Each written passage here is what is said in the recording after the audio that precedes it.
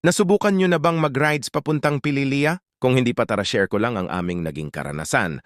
At dito nga, habang papunta kami ng Lukban, Quezon, ay naisipan naming mag-side trip, madulas na daan, init at ulan. Ay talaga na ngang hindi kami nakaligtas. At dito ay nakikita na namin ang tarik ng mga windmill na tila ba parang mga dambuhalang elektripan. At nang lumapit na nga kami ng husto ay napakalaki pala talaga ng mga ilisineto. At dito ay napatigil nga kami para makuhanan ng litrato ang sobrang laki neto. At pagpasok namin sa loob ay may konting rough road at may nadaanan din kami grupo na tila ba hindi rin napigilan mag-selfie sa ganda ng lugar.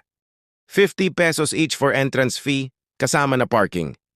Aba, at hindi agad napigilang magpa-picture. May mga windmill souvenir din pala na mabibili dito. Legit ang saya, guys. Kaya habang bata pa, to sulitin nyo na. Kahit maggastos pa kayo ng gastos. Babalik at babalik din ang pera. Pero ang edad hindi na babalik. Abante lang ng abante. Hanggang pumayapa ka. Doon naman 'di ba ang direksyon dot ang buhay natin.